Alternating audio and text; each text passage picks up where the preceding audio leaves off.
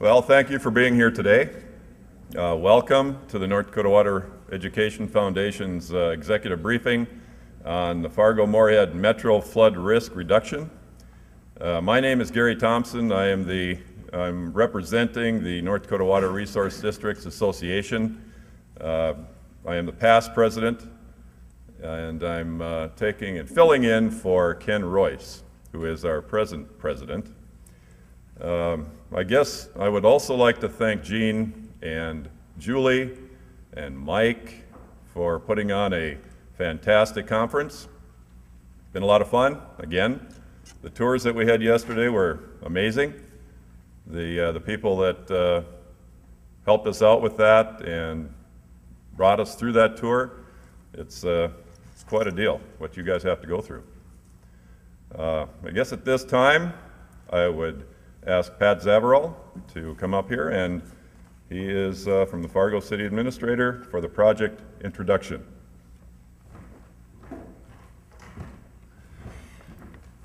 Good morning.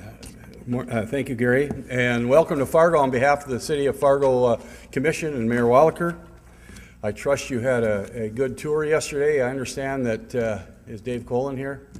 He was checking out the epicenter of our protection out at the Rose Creek Golf Course yesterday, so he might not have made the whole trip.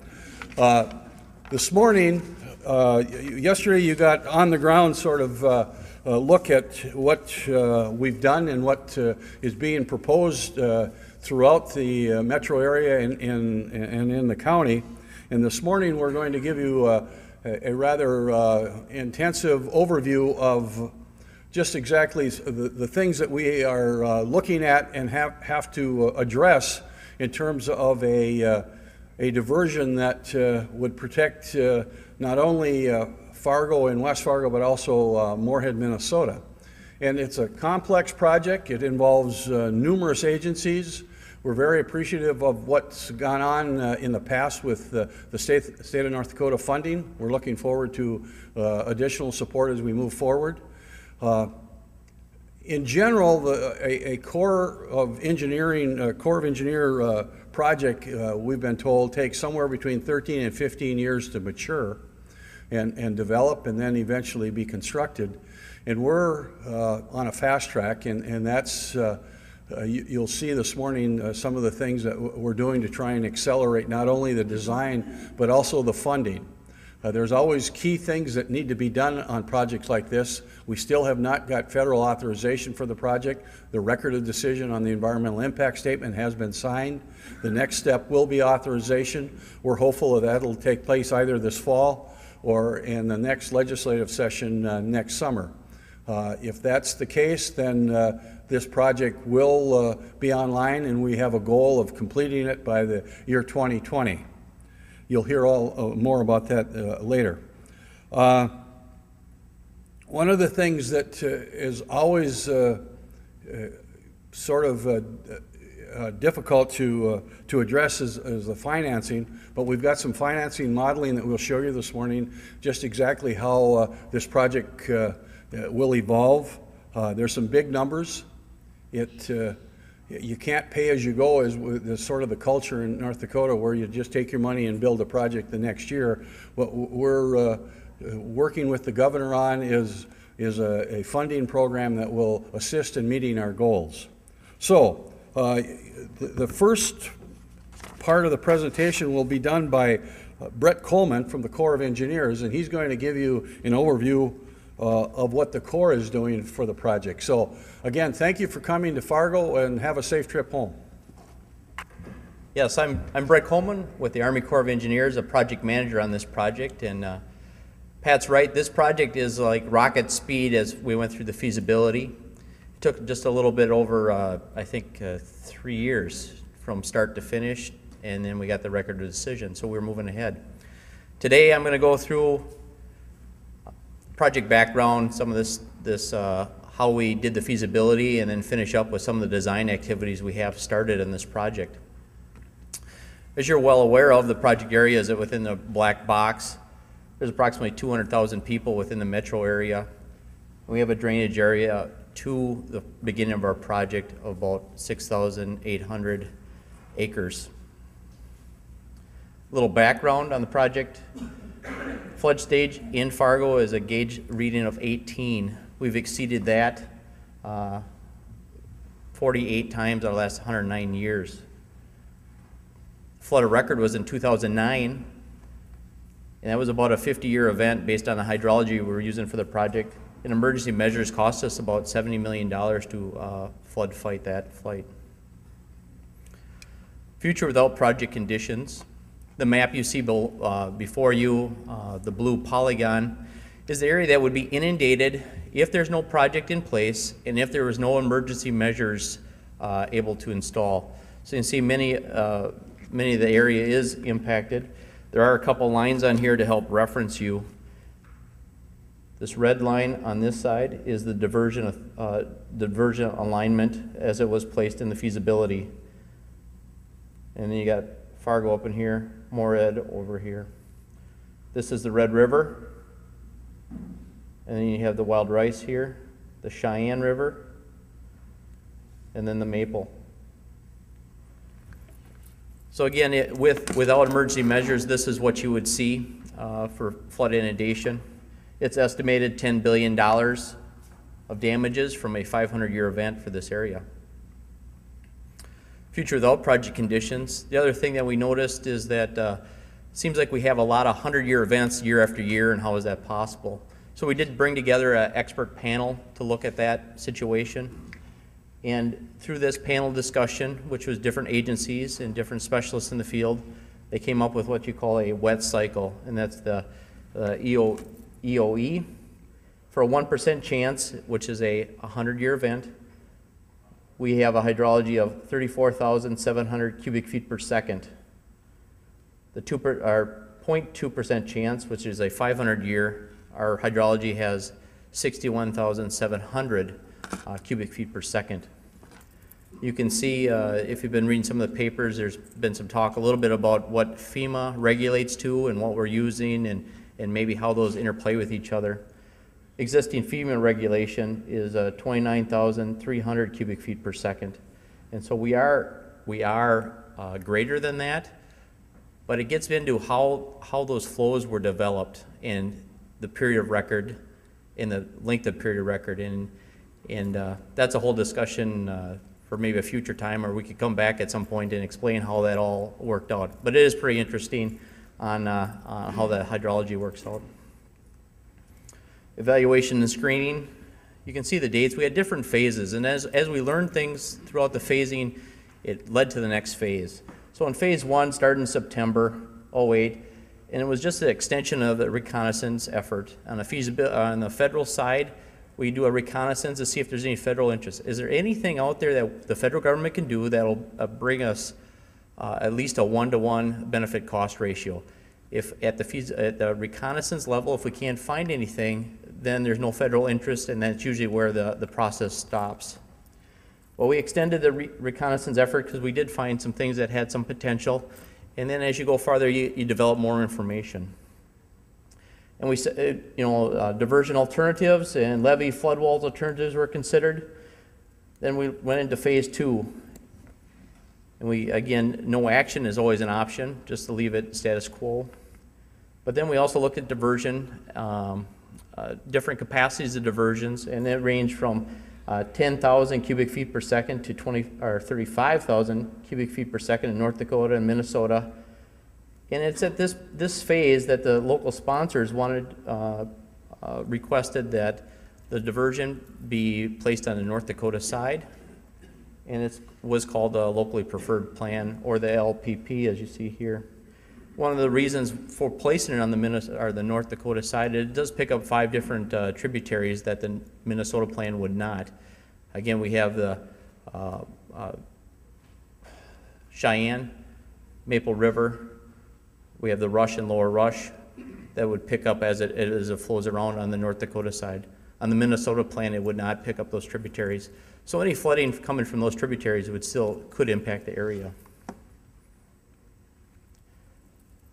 Phase 3, again, we're learning more as we're going through this process as the days progress. As a team working with the sponsors and working very hard at this, we come up with other things that need further evaluation and refinement. And so in phase 3, we are doing that.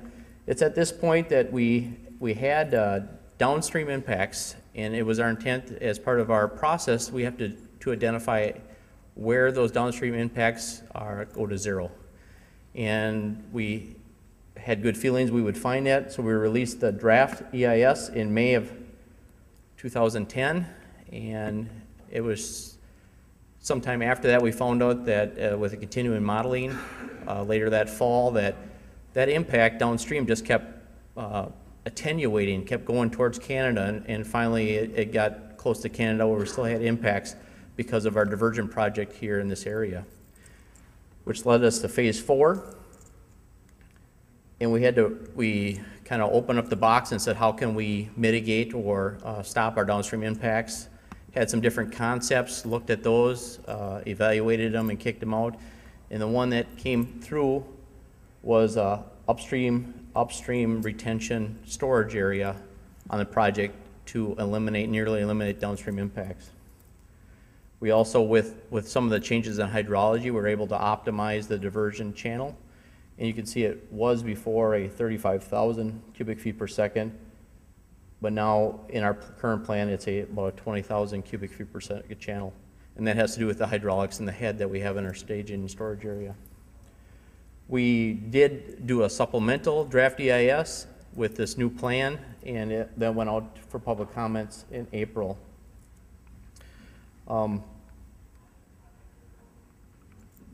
FCP that you see on top is a federally comparable plan, and I'll talk about that in the next slide. But just some more process on what we went through is the Assistant Secretary of the Army for Civil Works had to approve the locally preferred plan, and we were going to use the federally comparable plan as a basis for cost sharing. And what this slide's talking about is the cost share is based on the National Economic Development Plan. What is the best bang for the buck? And through the planning process, the best cost-benefit ratio was found on the EDD plan, which was a Minnesota alignment. Again, in the previous slide, we mentioned that the local sponsors wanted a North Dakota alignment, and that was where the LPP was. So through this process, what we were able to do is to ask for granted approval to do the locally preferred plan, but only cost shared up to the same level as what the Minnesota plan would cost us. So a normal cost share for a project like this is a 35% local sponsor, 65% federal government. So those numbers on the Minnesota side is what we're cost sharing, but the sponsors wanted a diversion on the North Dakota side. So we're able to take our money over here, which is approximately $800,000, and put towards a project in North Dakota, up to a cap of about $800 million. I said thousand, I'm sorry, $800 million. Anything above that, because the LPP is a more expensive plan, the sponsors are 100% responsible for that. And at one time, I thought that number was around $550 million that the sponsors need to come up with besides their cost share part. Have a graph to kind of explain maybe another way of looking at what I just said. We have the NED plan, which was the Minnesota 40,000 cubic feet per second plan. Diversion on the Minnesota side was up here. That is the best cost-benefit ratio we could get. The sponsors requested the LPP for those reasons I mentioned before, providing additional protection for the tributaries and stuff like that. So we needed to find a comparable plan, and we did find a comparable plan that had the same type of benefits, and it was called the FCP, Federally Comparable Plan, on the Minnesota side. Our cost share for this project is based on this number here. This increment here is the responsibility of the local sponsors to pay 100% on. And that's the plan that we're moving forward with. Phase 4. Again, we're refining down. We started phase 1, had some very general concepts. No action. We had 3 diversion channel options. The federally comparable plan, which was the Minnesota 35K. Locally preferred plan, which was the North Dakota 20K. And we had the North Dakota 35,000 cubic feet per second, or the NE35K plan, which has downstream impacts. The locally preferred plan had upstream impacts. And that's kind of the difference as we went forward.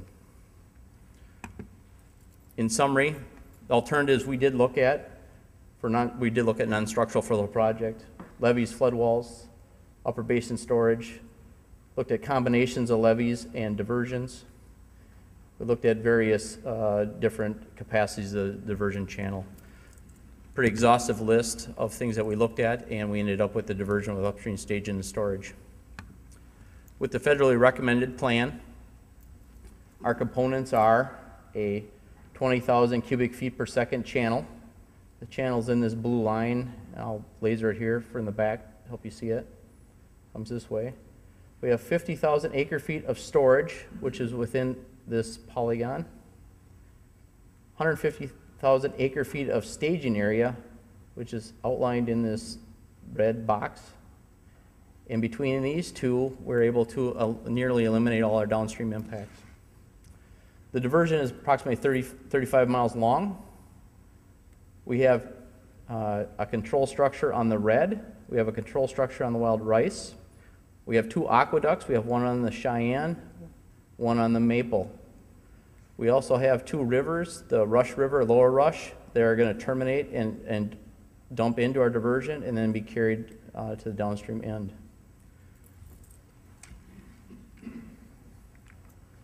Some renditions from our feasibility study. I always like pictures. They bring it to life, what you're seeing. This is an aqueduct. If you want to think about a highway bridge, you got traffic going over top and traffic going underneath the bridge. Now replace your cars with water. We're having water convey from the natural stream going over top of our diversion to the other side. This would be the benefited or protected side of our project. And this is our diversion channel. We'll have water going underneath that. This is for the Maple River area. The natural water course follows my cursor up into this area. The aqueduct will be built in the dry. We'll build this feature down here. Once everything's operational, we'll then reroute the natural river down to cross over into the back in the protected area. Another picture of the same feature. The Maple River Aqueduct and the Cheyenne Aqueduct are very similar. A couple things to point out on here is that this little corridor here is a low flow. It's about a 10 by 10 box, if you want to think about it that way. And it slopes so that during low flow conditions, the water in the natural river will focus this way. Fish will be able to swim across this aqueduct is our purpose. The aqueduct is approximately 50 feet wide this way, and these sidewalls are approximately 20 feet tall. Ice has been a concern, and tentatively in the feasibility plan, there would be some kind of heating mechanism in the center so we don't have ice issues, and just keep it flowing so it doesn't ice up on us. We have a couple gated structures like I mentioned. We have the Wild Rice. They have two Tainer gates, and each of those gates would be 30 by 30. This picture here is for the Red River structure, 3 Tainer gates. These gates on these drawings are 50 feet wide by 47 feet tall. One of the things after we got done with feasibility is we've been doing some value engineering processes, and one of the things that was identified is for redundancy is to make these gates similar width and height so that if you have to buy parts, hopefully they're interchangeable. That's something we will do. The other thing is that there's enough redundancy in here that the water that we have conveying downtown could pass with even if one of the gates was to malfunction for us. Currently in the feasibility plan, through town we'd always have flow, and that's at approximately 9,600 cubic feet per second we allow through town. We are looking at maybe allowing more flow through town with some other features. Upstream stage and storage. That storage area was here before. That red polygon was down in this area. That was a storage or staging area. What you're seeing here is the blue. Again, the blue is what would be impacted without project, without emergency measures. That's the kind of the flood polygon you would see. The red on the map is areas that is impacted because our project is in place. The other thing to note is that in the area that's blue, even though it was impacted before, with our project, the depth of water could be greater than it was pre-project. There are a couple things, and I think you guys went through Oxbow area yesterday when you're driving. That's a small community down here that, as a part of our plan, would be relocated because they are in the ponding storage area. Project operation.